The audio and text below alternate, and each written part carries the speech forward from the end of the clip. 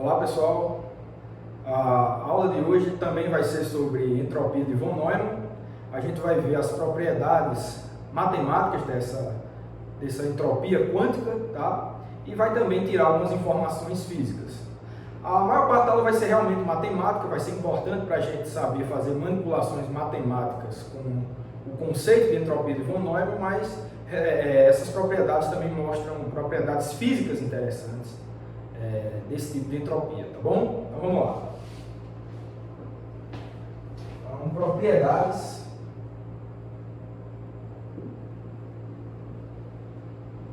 da entropia de von Neumann.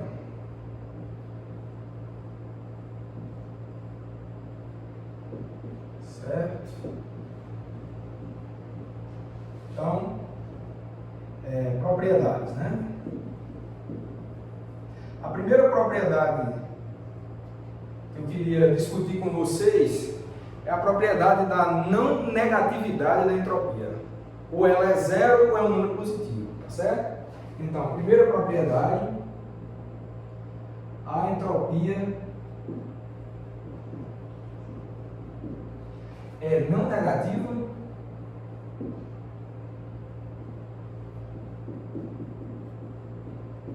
sendo nula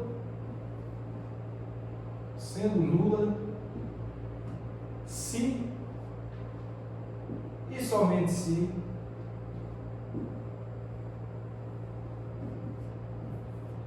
o estado for puro, tá? Certo? Bom, então vamos provar esse resultado. Ela é sempre não negativa, tá certo? Não pode ter valores negativos de entropia. Então, provo pela própria definição, né? Pela definição, a gente tem que a entropia de um estado qualquer, ela é dada por menos o somatório em x de lambda x log de lambda x, tá certo? Tá? E onde esses lambda x são os autovalores da matriz de densidade ρ, tá certo? Isso é a definição que a gente já viu na última aula. É assim que a gente calcula a entropia de von Neumann da forma mais simples, tá? Certo. Então, pessoal, dessa própria definição aqui já dá para ver claramente que isso daqui é satisfeito, né? Vou chamar isso aqui de equação 1, tá certo? Da aula de hoje. E note que, a gente pode notar o seguinte, note que o logaritmo, aliás, antes dos logaritmos, os lambda x, né, eles são maior ou igual a 0, tá? E menor ou igual a 1, certo?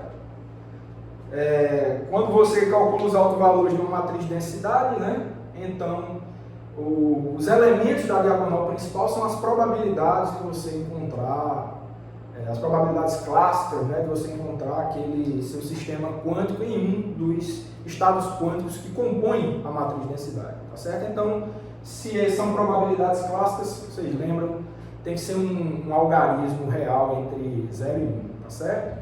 E se é um algarismo entre 0 e 1, o logaritmo disso necessariamente é negativo, tá certo? O logaritmo é negativo e com esse sinal de menos aqui, né? Então vamos lá, note que isso daqui logo, o logaritmo, né, de lambda x, certo? É menor ou igual a 0, certo? Vai ser 0 somente se o lambda x for igual a 1, tá certo? Então, assim,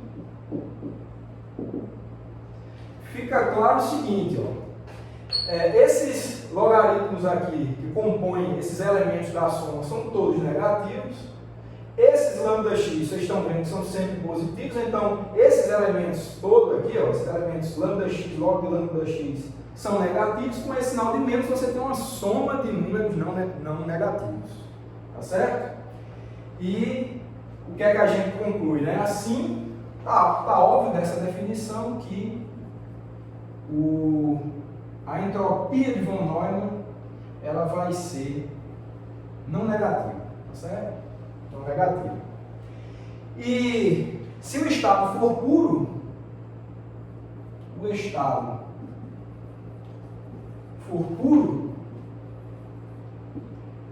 você vai ter, né, a gente vai ter uma sequência de autovalores, né, como sendo igual, né, uma coisa do tipo zero, uma sequência de zeros, né, vai ter um autovalor que é 1 e o restante é 0, tá certo? Ou seja, você vai ter uma soma de termos do tipo 0 log de 0, que dá 0, e 1 vezes log de 1 também dá 0. Então você vai ter uma soma de zeros, então é o único caso em que a entropia de von Neumann dá nula é quando o seu estado é puro. E tem essa configuração aqui de autovalores para a matriz de densidade, certo? Então, de uma forma simples, né, a gente mostra esse resultado aí da não negatividade da entropia de von Neumann, certo? Então essa era a primeira propriedade que eu queria comentar com vocês aqui. Vamos para a segunda, tá? Segunda propriedade. A segunda, ela diz o seguinte, ó, em um espaço de Hilbert, né? Em um espaço de Hilbert de dimensão D, certo? A maior entropia possível é S igual ao logaritmo de D que ocorre para o estado completamente misto, certo? Ou seja, esse estado aqui, ρ igual a identidade sobre D. Esse é o estado misto, completamente misto para um espaço de Hilbert de dimensão D, tá certo? É a matriz de identidade dividido por D, tá certo? Vamos provar esse resultado também, tá? Então, prova. Tá? Vou apagar logo esse lado aqui, tá? E vamos provar esse fato, tá? Quando que a entropia de von Neumann é máxima, tá certo?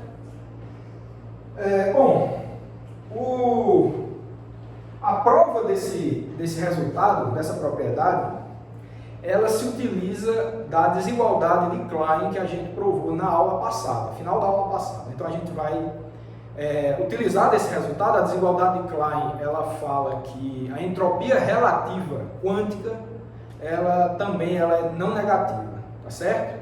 Então, a partir da desigualdade de Klein, já provada, né? A gente já provou, temos. Então a gente vai ver o seguinte, ó, a entropia relativa, tá, entre quaisquer dois operadores de densidade é não negativa, tá? Mas aqui a gente vai fazer a entropia relativa entre um estado qualquer e esse estado completamente misto aqui. Vai ficar assim, ó, entropia relativa de ρ e o estado maximamente misto, tá certo? Certo? Isso daqui é não negativo, tá certo? Isso é não negativo. E a partir disso, né, a gente conclui o quê? Ó? Vamos expandir, vamos escrever essa entropia relativa. Vai ser assim, ó. traço de ρ log de ρ menos o traço de ρ log de identidade sobre D, certo? Isso daqui é maior ou igual a zero, tá? Agora, a gente tem que notar o seguinte, ó. Isso daqui, por definição, é a entropia de von Neumann do estado ρ, tá certo? Então, na verdade, menos isso, né? Então, vai dar menos S de ρ. Tá bom? Eu vou chamar essa equação aqui de equação 2, tá certo? De equação 2. E a gente vai fazer o seguinte. Desenvolvendo, né? Desenvolvendo o segundo termo. Vamos desenvolver esse segundo termo aqui, tá? Então, desenvolvendo o segundo termo, temos. Então a gente vai ter o seguinte, ó. Este segundo termo aqui, ele vai ser dado pelo seguinte, né? Vou apagar logo aqui. Apagar aqui. E vamos ver como é que a gente pode desenvolver esse segundo termo. Então a gente tem o seguinte, ó, esse cara aqui, né? Então a gente vai ter traço de ρ log identidade sobre D. Isso aqui a gente vai poder escrever como sendo um somatório em I, né? De I ρ log de I sobre D, né? Identidade sobre D, fecha aqui, tá certo? O traço, vocês lembram que independe da base, tá? Então, eu escolhi essa base I aqui para calcular esse traço. Tem alguma coisa especial com essa base? Tem. Para essa base que eu escolhi aqui, tenham em mente que essa é a base que diagonaliza a matriz ρ. Essa matriz aqui, tá? Essa matriz densidade, se escrita na base I, então ela vai estar na forma diagonal dela, tá certo? Então tenham em mente isso. Como eu posso usar qualquer base, estou botando de propósito, vai ficar mais fácil para a gente calcular, para desenvolver aquele elemento ali, aquele termo, tá? Eu estou de propósito colocando a base que diagonaliza a matriz ρ, tá certo? Então, isso daqui vai dar igual a quê? Isso vai dar igual a somatório em I, tá? Essa é a base que diagonaliza ρ, quando você aplica um BRA I pela direita, isso aqui vai ficar, ó, PI, I, tá certo? Só para lembrar, né? Por que isso? Né? Essa é justamente, né, o caso quando você tem aqui, ó, I atuando em ρ, vai dar igual a PI, I, tá certo? Esse PI aqui seria, no caso, o alto valor de ρ que corresponde ao alto vetor I, tá certo? Então, por isso que eu estou fazendo dessa forma. E eu vou desenvolver esse logaritmo da seguinte forma, né? Vou repetir ele aqui. Logaritmo de I sobre D. Fechou o I aqui, tá bom? E isso daqui a gente pode reescrever assim, ó, somatório em I, PI. Olha, essa base I, de novo, é a base que diagonaliza ρ. Não necessariamente, no geral, não vai ser a base que diagonaliza a matriz identidade sobre D, tá certo? Não necessariamente, pode acontecer, mas no geral não é. Então, a forma diagonal, a decomposição espectral, né, dessa matriz aqui, I sobre D, ela ocorre numa base diferente, no caso geral. Uma base J, se você quiser chamar assim. Então, você pode escrever essa matriz log de I sobre D, tá certo? Com uma matriz desse tipo aqui, ó. Logaritmo de 1 sobre D, que são esses os autovalores, né? Os autovalores dessa matriz aqui, I sobre D, é 1 sobre D, e do logaritmo dela a gente já sabe como é que trata de uma função de matriz, então vai ficar simplesmente o logaritmo de 1 sobre D, mas escrito na base, né? Que diagonaliza a matriz 1 sobre D. Então, esses autovetores, bracket, né? Esses autovetores aí são os autovetores que diagonalizam I sobre D. Tá? Então, no geral, esses vetores são diferentes dos vetores I, dos autovetores I. Tá certo? Tá, e agora só faltou fechar aqui com esse I, tá bom? Acho que faltou um somatório, né? Desculpe aí. Faltou aqui um somatório, que é a decomposição espectral, tá certo? Então vai ficar assim, ó. Vai ficar somatório em J, log de 1 sobre D, JJ, fechou I, tá certo? Então, essa matriz aqui, logaritmo de I sobre D, estou escrevendo ela na forma diagonal aqui, em termos dos vetores que compõem uma base que diagonaliza ela. Então, é a decomposição espectral dela, tá? Certo. Então, isso daqui vai dar igual, só apagar aqui, né? Só apagar aqui. Então, a gente pode fazer o seguinte, isso daqui a gente pode escrever como sendo somatório em I, PI, aí vem esse logaritmo de 1 sobre D é igual para todos os termos, ele não depende de J, então eu posso tirar do somatório, então vai ficar assim, ó, logaritmo de 1 sobre D, que vai ficar multiplicando somatório em J, certo? Esse pode entrar, então vai ficar assim, ó, I, JJ, I, tá certo? Olha, somatório em J disso daqui, né, desses projetores, vai ser uma identidade, tá? Tal que isso tudo aqui vai se resumir no número 1.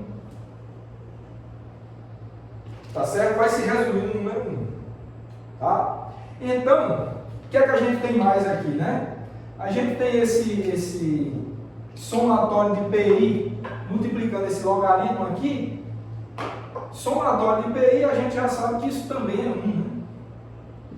Então, ficou 1 vezes logaritmo de 1 sobre D, vezes 1. Então, isso tudo dá igual a logaritmo de 1 sobre D.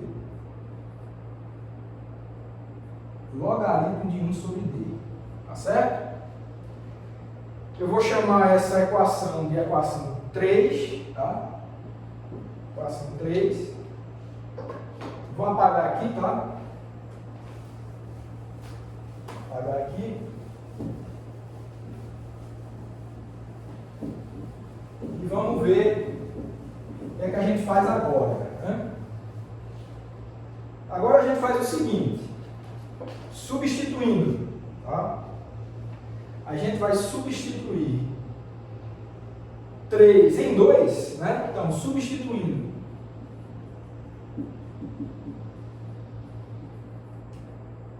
3 em 2, temos. Tá, então, note que isso é o resultado disso daqui, né? Desse traço aqui. Logaritmo de 1 sobre D foi o resultado desse traço que a gente desenvolveu e esse cara está aqui, né? Então, o que é que a gente vai ter? A gente vai ter que menos S de ρ, que é isso daqui, menos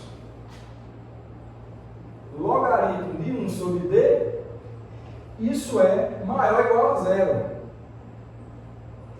Tá? Isso nos dá o seguinte, ó, a gente pode mudar, trocar o sinal aqui, vai ficar assim, ó, S de ρ mais logaritmo de 1 sobre D. Tá? Aí inverte o sinal, vai ficar assim, né? Menor ou igual a zero. Isso nos dá o seguinte, ó, que S de ρ, tá?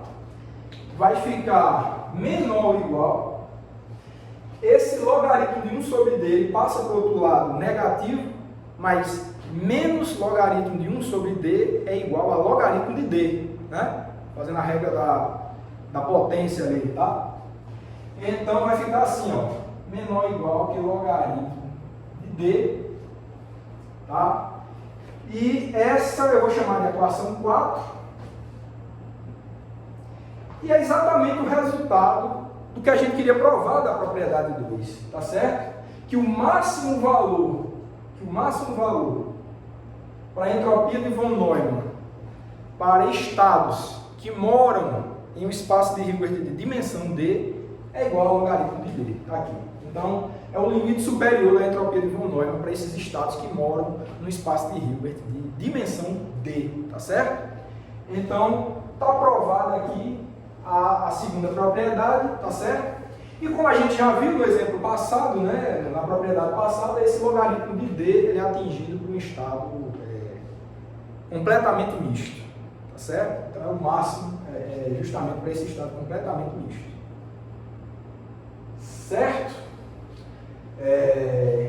Que é justamente né, se você calcula a entropia de von Neumann para esse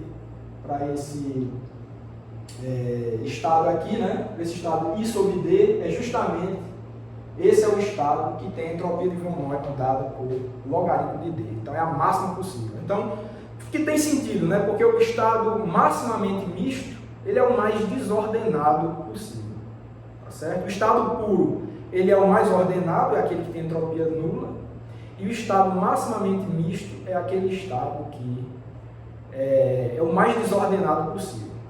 Tá? Ele é composto de subsistemas, cada um equiprovável, né? Então é a desordem máxima, tá certo? Então faz sentido esse resultado, tá? Então está provado aqui a segunda propriedade que a gente queria, tá certo?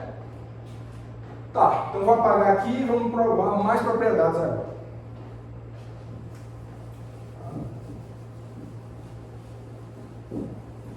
Essa seguinte propriedade aí, ela já tem a ver um pouco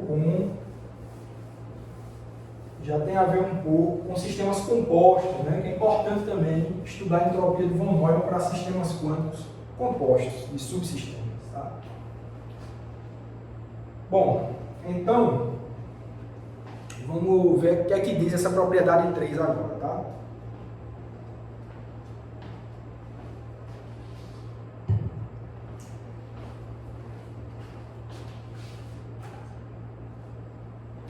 Bom, então, a terceira propriedade é o seguinte. Supondo um sistema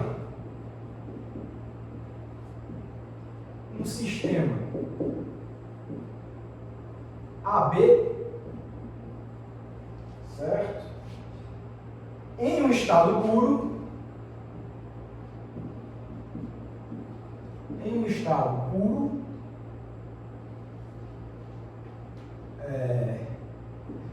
temos então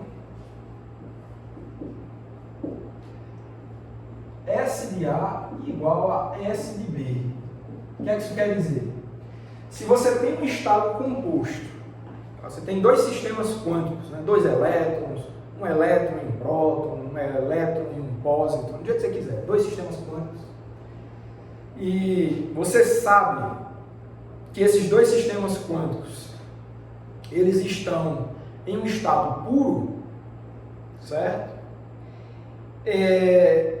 O que essa propriedade aqui está falando é que a entropia de von Neumann para cada sistema separadamente, o que é isso? A entropia de von Neumann, considerando a matriz densidade reduzida de cada subsistema, tá? Essas duas entropias, que são dois subsistemas, essas entropias são iguais. Tá? Então, se você quiser, o grau de desordem dos subsistemas que compõem um sistema puro é igual. O grau de desordem é o mesmo. A entropia de von Neumann é igual nesses dois casos, tá certo? É um resultado que eu acho formidável e é bastante útil, né? Quando se vai quantificar emaranhamento, grau de emaranhamento das partículas, né? Inclusive esse resultado é válido para qualquer estado puro, seja emaranhado, separável, um pouco emaranhado, com um grau de emaranhamento baixo, qualquer que seja o estado puro, tá certo? Então é uma propriedade interessante. Então como é que a gente prova isso daqui, né? A prova é simples se você lembrar da chamada decomposição de Schmidt que a gente já viu em aulas passadas. Tá? Acho que foi na aula de sistemas compostos. Se vocês voltarem nessa aula, eu acho que é nessa aula que eu falo sobre a entropia, sobre a decomposição de Schmidt e provo a decomposição de Schmidt. Tá? Só para lembrar o que diz a decomposição de Schmidt, está provado lá nessa aula, não vou fazer aqui de novo. Ela diz o seguinte: dado um sistema composto de dois subsistemas e que esteja no estado puro, tá? As matrizes de densidade reduzidas desses subsistemas são compostas pelo mesmo grupo de autovalores. De novo, dado um sistema composto de dois subsistemas em que tudo isso está no estado puro, cada matriz de densidade reduzida correspondente aos subsistemas é composta, tá? É dotada de autovalores iguais. O conjunto de autovalores é igual tanto para um subsistema como para o outro, não tem distinção. E agora ficou fácil, né? Se você tem essa informação em mente, e se você lembra da equação 1 da aula de hoje, que para você calcular a entropia de von Neumann para um estado, você só precisa do grupo de autovalores. Essa entropia de von Neumann só depende dos autovalores da matriz de densidade.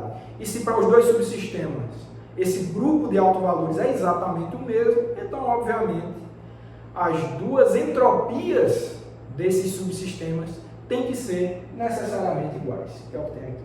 Pronto, só falando isso eu já provei, tá certo? Não tem conta nenhuma para fazer, desde que você se utilize de novo do resultado da decomposição de Schmidt, tá certo? Então vou só escrever isso, mas já está aprovado com as palavras, né? Se você lembra da decomposição de Schmidt, tá? Então vamos lá, vamos escrever isso. Então, a partir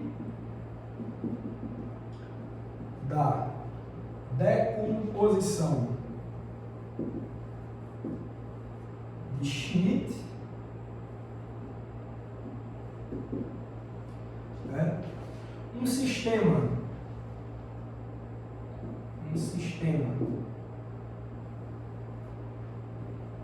bipartido, tá? Essa é uma terminologia para você chamar o sistema composto de dois subsistemas. Você diz que ele é bipartido, tá certo? Isso é uma terminologia comum, tá? Então, um sistema bipartido com estado puro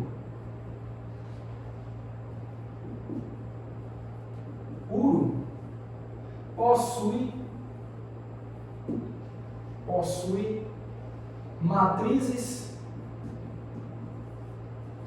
reduzidas com mesmos autovalores, tá?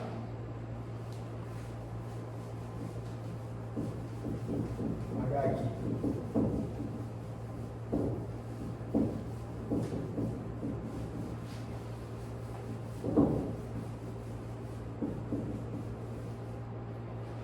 Então, com mesmos autovalores. Tá? Como S, que é a entropia, só depende desses autovalores, então temos S de A igual a S de B. Tá? O resumo que eu falei, tá certo? Se o estado composto é puro, as matrizes de densidade reduzidas são compostas pelo mesmo grupo de autovalores, a entropia de von Neumann só depende desses autovalores, então se eles são iguais, as entropias são iguais. Assunto encerrado.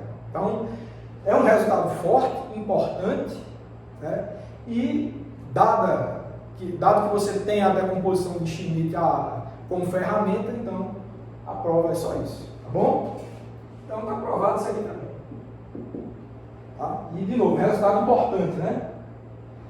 Aí você pode perguntar, e se o sistema composto não estiver no estado puro? No estado puro acontece isso. Se o sistema composto não estiver no estado puro, será que isso é verdade? A resposta é, em geral, não é verdade. Tá? E a prova pode ser muito simples. Eu vou provar com um contra-exemplo.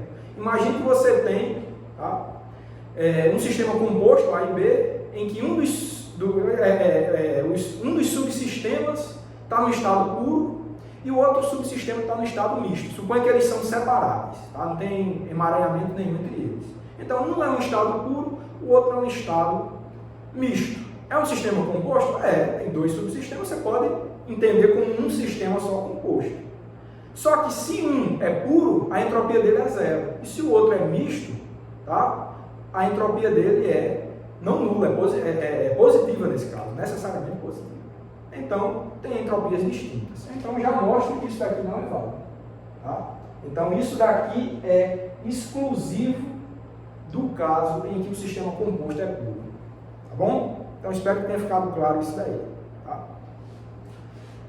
E o resultado físico, de novo, o resultado físico disso é que o grau de desordem dos subsistemas compondo um sistema composto puro, o grau de desordem é o mesmo. Tá? É isso que diz, o fato das entropias serem iguais. Tá? Ótimo, vamos agora para a propriedade número 4. Tá? Então vamos lá, propriedade 4, qual vai ser?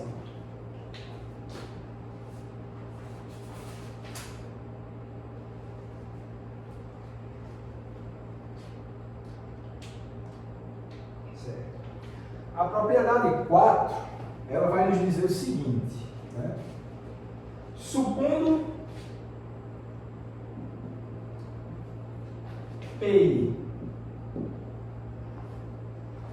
um conjunto de probabilidades,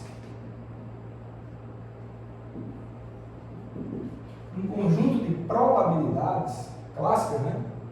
Probabilidades. Quando eu falo isso, vocês sabem, né? A soma tem que ser 1, né? Cada elemento é maior ou igual a 0, maior ou igual a 0, menor ou igual a 1. Propriedade é uma distribuição clássica de probabilidade discreta. Tá? Então, supondo P um conjunto de probabilidades e estados ρI, estados ρI com suporte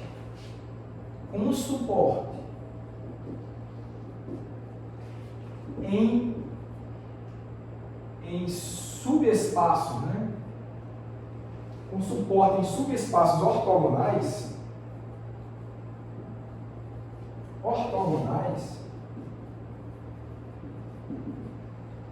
tá? Isso aqui é só uma economia de linguagem para a gente dizer o seguinte: o que o que significa a gente falar que a gente tem um conjunto de matrizes de densidade ρ, índice I, e que elas têm cada uma suporte em subespaços ortogonais. Pode parecer uma coisa formidável, mas o que isso quer dizer é o seguinte: cada matriz ρI tem o seu conjunto de autovetores correspondentes, tá? Então você tem um conjunto de, vamos supor que I varia de 1 até N, então você tem N matrizes, cada uma dessas N matrizes de densidade tem o seu conjunto de autovetores, tá certo? E esses autovetores, todos quando comparados juntos, dessas N matrizes de densidade, todos esses autovetores são ortogonais entre si. Quando todos eles são ortogonais entre si, ou ortonormais, melhor dizendo, né? Quando eles são ortonormais entre si, formam uma base, tá? Então a gente diz que essas matrizes ρ de I, elas têm suporte em suporte em, né? Ficou errado aqui, em subespaços ortogonais. É só uma economia de linguagem para dizer isso que eu falei. Os autovetores são todos ortogonais. Tá?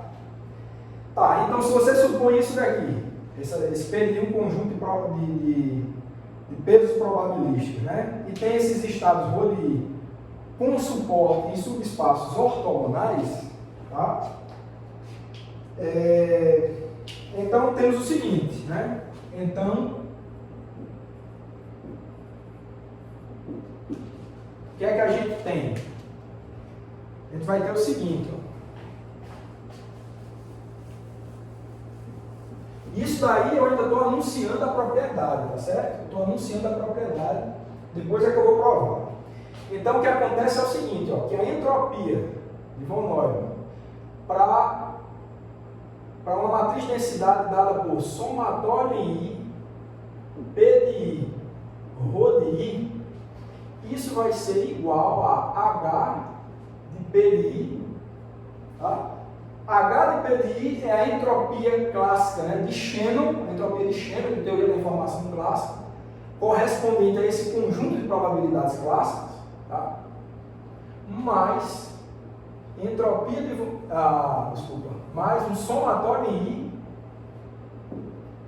de P de I S ρ de I, tá certo? Essa vai ser a nossa equação número 5.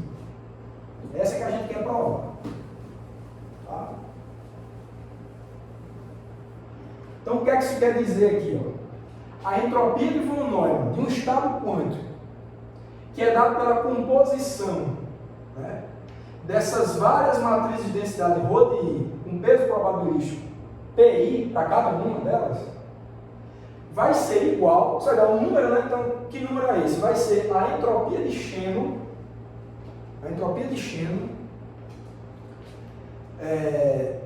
correspondente a essa distribuição de probabilidade P de I, mais essa média ponderada, né? Essa média ponderada das entropias de cada matriz de densidade constituinte com pesos probabilísticos dados pelo conjunto P de I. Tá certo? É um resultado bem geral, né? Você pode fazer vários casos particulares se você quiser. Tá certo? Mas o fato é o seguinte, ó, se cada ρ de I dessa, um caso particular, se cada ρ de I dessa representar um estado puro, tá certo? Todas essas entropias dos estados puros vão ser zero, esse termo é zero. Então, se você tiver um estado composto por estados puros, tá? Você sempre pode fazer isso, na verdade, né? Então, mas se cada subsistema desse for puro, e você conseguir escrever dessa forma, a entropia de von Neumann vai ser dada exatamente pela entropia de Shannon dos pesos probabilísticos. Então é um caso em que você tem uma igualdade entre a entropia de von Neumann e a entropia de Shannon. Tá? Quando você decompõe a sua matriz de densidade geral aqui em termos de subsistemas puros. Tá? Então é um caso particular, mas esse resultado é mais geral e a gente quer provar isso. Tá? Então você pode pensar em vários casos particulares aí, uma parte desses ρ de I, né, ρ I ser misto, outra parte puro. Então você pode brincar à vontade com essa equação. É um resultado matemático, mas como sempre tem consequências físicas aí se você tomar os casos particulares que você tiver interessado, tá certo? Então esse é o resultado que a gente quer provar agora, tá? Esse é o resultado que a gente quer provar agora.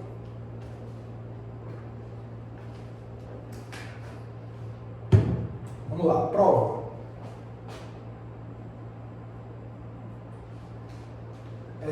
Para provar isso, vamos assumir o seguinte, ó.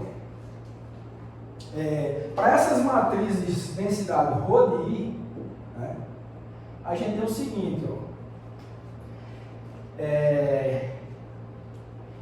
Cada matriz dessa tem o seu conjunto de autovalores e tem também o seu conjunto de autovetores. Então vamos assumir que os autovalores de das matrizes Rho de I são dadas por lambda I J, tá? Esse índice I está amarrado com a matriz de densidade em si, e esse J porque tem um conjunto de autovalores para essa única matriz de densidade Rho de I. Então você precisa dos dois índices, um para caracterizar qual é a matriz de densidade do conjunto, e o J é para você conseguir representar todos os autovalores possíveis daquela matriz de densidade em específico. Tá? Então você tem isso aqui como sendo autovalor, tá? Autovalores, né? E você tem os autovetores correspondentes, que eu vou chamar de L, I, J. Tá? Então esses são os autovetores. Tá certo? Tá bom. Então se essa é a cara dos autovalores e essa é a cara dos autovetores, tá? E se você lembrar do que eu falei sobre o que é que significa com suporte em subespaços ortogonais, essas matrizes, significa que todos esses autoestados E de I e J são ortogonais entre si. Independente se você está varrendo o índice I ou J, todos são ortogonais entre si. Independente se varre I ou J, tudo junto, então todos são ortogonais entre si. Tá certo? Ótimo. Então, dessa forma, se você faz essa declaração, a matriz de densidade Rho igual a somatório em I, P de I, Rho I, certo? Ela tem o seguinte, ó. Quais vão ser os autovalores dela? Vão ser exatamente todos esses possíveis aqui, né? Todos esses possíveis. São os mesmos autovalores, tá? Então, você repete esses autovalores aqui, I de J. Autovalores, né? Se esses são os autovalores das matrizes que compõem, aliás, desculpa, não somente esse, né? A gente tem que lembrar dos pesos probabilísticos, né? Desculpa. Então, os autovalores vão ser o quê? Ó, é só olhar para a forma da matriz. Ó. Só olhar para a forma da matriz. Vai ser P de I, lambda I J. Tá? Esses são os autovalores. Certo? Esses serão os autovalores. E os autovetores continuam sendo esses, que são todos ortogonais entre si. Tá? De J. Tá? Esses serão os autovetores dessa matriz aqui, ó, toda. Certo? Então, se você for querer escrever, vamos supor que você conheça, né, a matriz de densidade, todas elas, Rho-I, todas as Rho-I possíveis, né? Cada uma, é claro, pode ser posta na forma diagonal, né? Então, a forma diagonal da matriz completa Rho, tá? Ela vai ser dada exatamente pelos blocos das matrizes diagonais compostas por Rho de I, tá certo? A sequência é uma matriz diagonal grandona, né? Com a sequência de autovalores de todas essas matrizes compondo a matriz do sistema completo. Então, vai ser uma diagonal grandona com todos os autovalores aí, representando todas essas matrizes Rho-I postas na diagonal principal, tá? E multiplicado pelos pesos probabilísticos, né? Multiplicado pelos pesos probabilísticos respectivos, né? Então, só para vocês terem uma ideia, né? Acho que só para deixar claro a cara de uma matriz dessa, né?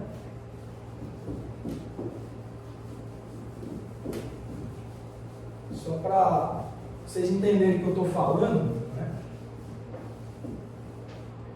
Então, ela vai ser uma matriz com essa característica aqui, ó. É uma matriz grandona, né?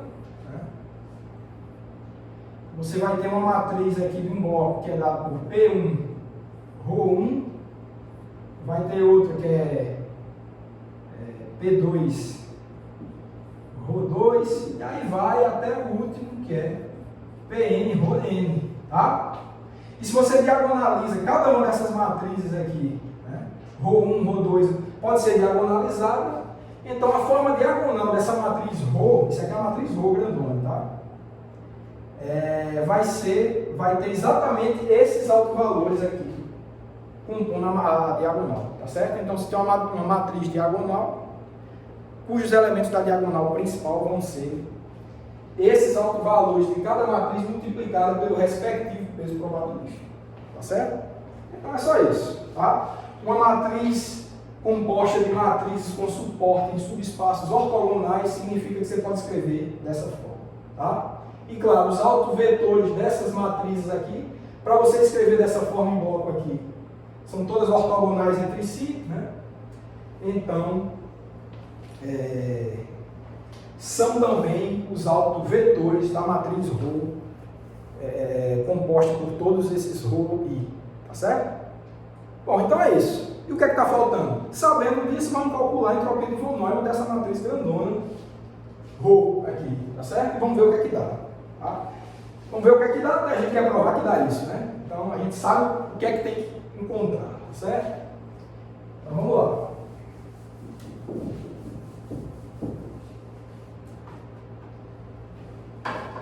Então, a entropia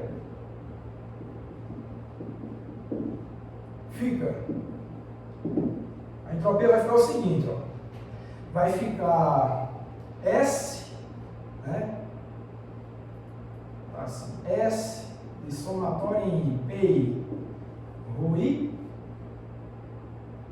vai ser igual a menos somatório em IJ, tá? De P, a gente já tem os outros valores, né? Ó, PI lambda IJ log PI lambda IJ, tá certo? Então é só calcular isso daí, tá bom? Então, o que é que dá? Isso daqui vai ficar igual a menos somatório em IJ PI lambda IJ. Eu vou abrir esse logaritmo aí, ó, logaritmo de PI mais logaritmo de lambda IJ, certo? Isso daqui vai dar o quê? Olha, você pode fazer o seguinte, ó, esse primeiro termo aqui, ó, esse primeiro termo vai ficar menos, vou fazer assim, ó, somatório em I vai ficar PI log de PI vezes um somatório em J lambda IJ. Certo? Esse é o primeiro termo fica assim, e o segundo termo vai ficar assim, ó, menos, vai ficar somatório, vai ficar assim, somatório em I, eu vou botar PI aqui, ó, e eu vou entrar com esse somatório em J, mas para a direita vai ficar assim, ó, somatório lambda IJ logaritmo lambda IJ, certo? Então você confere que está tudo de acordo, né? Tudo certinho. Só que somatório em J de lambda IJ, olha, lambda IJ é o conjunto de autovalores que compõem cada matriz de densidade constituinte aqui. Então, o somatório deles é 1, claro. Então, isso daqui vai ser 1. Certo? Isso vai ser 1. E eu vou apagar aqui para a gente continuar, tá? Apagar aqui para a gente continuar.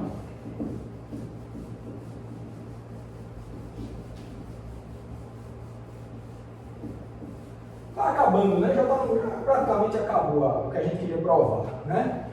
E isso daqui é igual a, olha, isso daqui, ó, isso que sobrou, esse aqui é o número 1, esse mesmo somatório em PI log de I é exatamente a definição da entropia de Shannon para a distribuição de probabilidade P de I, lá da teoria da informação clássica. Tá? Então está claro que isso daqui é entropia de Shannon, então isso daqui é igual a exatamente H do PI, é o primeiro termo.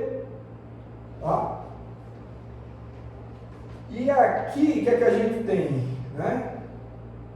Olha, esse somatório em J, lambda de J, log de J, é exatamente, ó, esses elementos aqui são os autovalores de cada matriz de densidade, né? Então, o que você tem aqui com essa forma, e o sinal de menos aqui também, você tem a entropia de von Neumann de cada matriz ρI constituinte. Mas tem um somatório em PI ali, né? Então vai ficar mais somatório em I de PI. E isso daqui, de novo, é a entropia de von Neumann dos estados constituintes ρ de I. Então, pessoal, né? Essa daqui é exatamente o que a gente queria provar. Tá certo? Então, tudo que a gente fez foi supor que essas matrizes ρ de I eram matrizes com suporte em subespaços ortogonais e que os P's de I eram elementos que compõem uma distribuição de probabilidade clássica. Tá certo? Então está provado, né? Então está provado. Essa daqui continua sendo a nossa equação número 5 ali, né? Igual, não vou dar outro número. Tá? E aqui está o resultado que a gente queria provar. Tá? Então, só para ficar claro, qual seria um exemplo de uma matriz com essa configuração? Né? Com essa configuração da matriz, com essa característica aqui, né? Sendo essa densidade de probabilidade, essa daqui matrizes com suporte em subespaços ortogonais. Né? Então, exemplo, se ρ for igual a uma matriz do tipo somatório em I, PI, I, produto tensorial com matrizes quaisquer ρ de I, tá? Então, se tem essa cara, é um sistema composto, obviamente, tá? Então, é um sistema composto de um subsistema A, tá? Que está aqui na forma diagonal dele, tá? A diagonal está sendo composta por esses elementos da distribuição de probabilidade que a gente comentou aqui. Tá? Estado separável, né? Aliás, não necessariamente separável, tá? Então tem essa configuração. Isso não quer dizer que essa seja. Aliás, é separável sim, o estado separável, tá? É uma soma de estados separáveis, então cada de estado separável sim. Tá?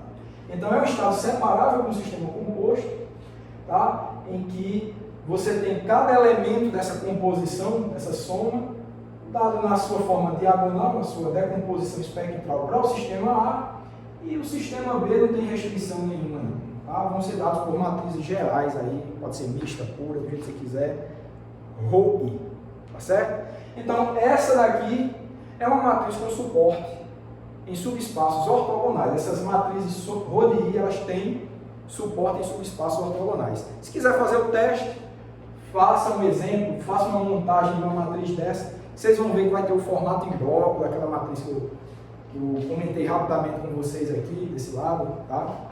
Então, ela tem exatamente essa característica e os ρ de I, tendo essa configuração aqui, a matriz ρ completa vai ter exatamente essa configuração aqui. Então, ela satisfaz aos critérios dessa propriedade 4 que a gente acabou de provar, tá?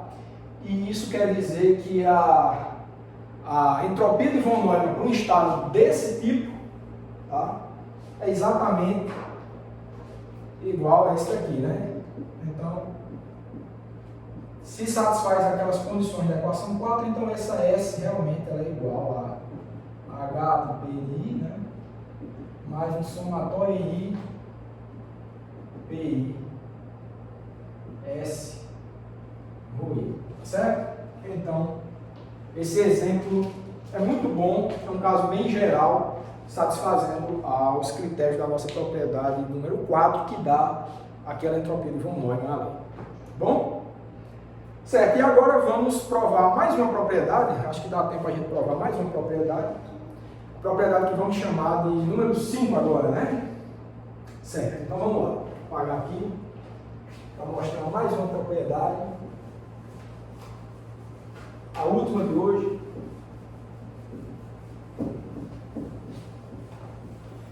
que também tem a ver com os sistemas compostos, tá? Vamos lá. Vou apagar aqui também.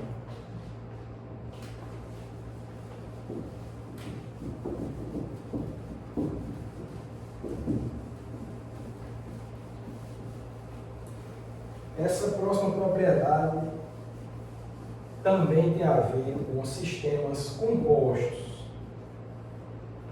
Vamos lá.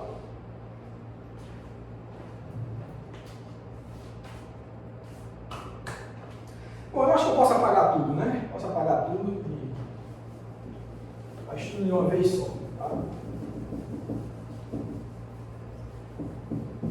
É uma propriedade que tem a ver com sistemas compostos, mas separáveis, tá?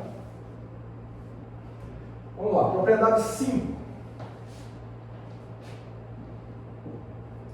Essa propriedade 5 ela diz o seguinte: dados dois operadores, né? Dados dois operadores, densidade,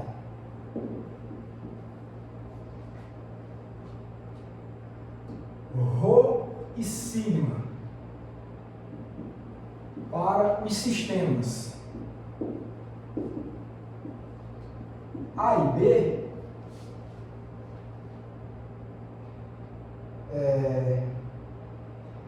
temos que, né,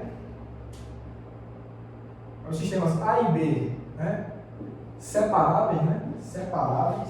Deixa eu ver se está boa essa frase, né? Dados dois operadores de densidade, Rho e sigma, para os sistemas A e B separáveis, tá? Temos, o que eu quero mostrar para vocês é o seguinte, ó, entropia do estado Rho tensorial sigma é igual a entropia de Rho mais a entropia de sigma, tá? Essa seria a equação 6, tá bom? Essa é que a gente quer provar, tá? E assim, do ponto de vista clássico é até uma coisa intuitiva, não surpreende muito, né? Porque se você está dizendo que tem dois sistemas, né, o conjunto deles, qual é a entropia do conjunto? É a entropia de um mais a entropia do outro, né? A termodinâmica diz isso, né? Que a entropia ela é uma entidade termodinâmica aditiva, né? Dados dois sistemas, a entropia do conjunto é a soma das entropias dos subsistemas, tá?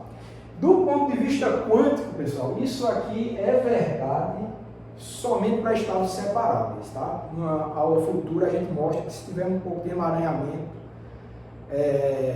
essa coisa pode deixar de ser verdade, tá? Mas para um sistema separável, cumpre o que é dito na teoria clássica da termodinâmica, que é a entropia aditiva, e a gente vai mostrar isso agora, tá certo? Então, de novo, não é um resultado que surpreende se a gente lembrar de física clássica, mas vamos mostrar que a entropia de von Neumann segue essa regra se o sistema composto for separável, tá?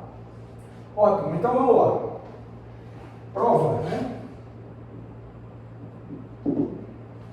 Prova. Vamos supor Rho igual a somatório I de P de I, tá? Qualquer matriz de densidade que tenha a forma diagonal dela, não tem problema nenhum. E que sigma também tem a sua forma diagonal, claro, mas não necessariamente, no geral, não vai ser diagonal na mesma base que Rho. Sigma vai ser diagonal numa base diferente. No caso geral, pode ser igual também. Então, vai ser dado por um Q, J e J. Certo? Então, se a gente supor isso daí, né? assim a gente tem o seguinte, você vai ter que ρ, vou botar aqui embaixo, ρ tensorial sigma vai ser igual a somatória em IJ, PI, QJ, e a forma diagonal vai ser essa daqui, né? Tá? Pelas propriedades do produto tensorial, tá? Você monta uma base para o sistema composto, juntando a base as bases que diagonalizam, respectivamente, ρ e sigma. Então, você pode montar a forma diagonal do sistema composto separável aqui, uma base montada dessa forma, e os autovalores dessa matriz do sistema composto vai ser dado pelos produtos dos autovalores das matrizes dos subsistemas. Tá certo? Pronto, então se a gente já tem essa montagem aqui, já temos os autovalores, então temos tudo que é necessário para a gente calcular a entropia de von Neumann desse sistema composto e separável. Tá? Então, se você tem isso, temos também que a entropia de ρ tensorial sigma vai ser menos o traço, menos o traço ρ tensorial sigma log de ρ tensorial sigma, tá bom? Isso daqui é igual a menos somatório de IJ, PI, QJ, logaritmo de PI, QJ, tá? Isso daqui vai ser igual, vamos desenvolver isso, né? Tá claro, né? Somatório, autovalores, produto com logaritmo dos autovalores. Tá? Soma tudo. E o que a gente vai ter, a gente pode fazer assim, ó. Somatório I, J, PI, QJ. Esse logaritmo vai abrir uma soma, então vai ficar logaritmo de PI mais logaritmo de QJ. Certo? E o que é que a gente faz mais? Isso daqui vai ser igual a, vamos pegar o primeiro termo aqui, somatório em I, PI. Esse primeiro termo aqui, tá? Esse primeiro termo aqui. Somatório de PI, logaritmo de PI, vezes somatório em J. Acho que eu estou esquecendo o sinal de menos, né? Menos. Sinal de menos. E aqui vai ficar um somatório em J de QJ. Tá? Certo? Vou botar aqui em parênteses. Menos. Uma coisa parecida, mas é somatório em J de QJ log de QJ vezes somatório em I de P. Tá certo? Então pronto, né? Aqui claramente, né? Somatório dos autovalores da matriz sigma, né? Isso é 1. Somatório dos autovalores da matriz ρ também é 1. E no fim das contas, né, o que a gente tem é o seguinte. São as duas entropias de von Neumann dos sistemas individuais. Tá? Então aquilo dali, né, nada mais é do que a entropia da matriz ρ mais a entropia da matriz sigma. Então, acho que essa aqui é a equação 6, né, a mesma. Então, era o que a gente queria provar, tá certo? Então, se não importando quais são as matrizes de densidade dos sistemas separados, tá? Pode ser misto, pode ser puro, cada um individualmente, mas se você tem um sistema separado, a entropia de von Neumann do sistema composto é a soma das entropias de von Neumann dos sistemas individuais. Então está provado o resultado de uma maneira bastante simples, tá certo? Tá. Bom, então, como a gente viu muitos resultados matemáticos, a gente ganha familiaridade com a matemática envolvendo a entropia de von Neumann, que é importante. Conseguimos também tirar algumas informações físicas importantes sobre essas propriedades da entropia de von Neumann. Então, para a aula de hoje, esse era o conteúdo que eu queria mostrar para vocês. E na próxima aula, a gente ainda vai continuar vendo a entropia de von Neumann, de um ponto de vista um pouco mais sofisticado, mas tem algumas propriedades bem interessantes que ainda faltam a gente ver, tá certo? Então, eu vou aguardar vocês na próxima aula.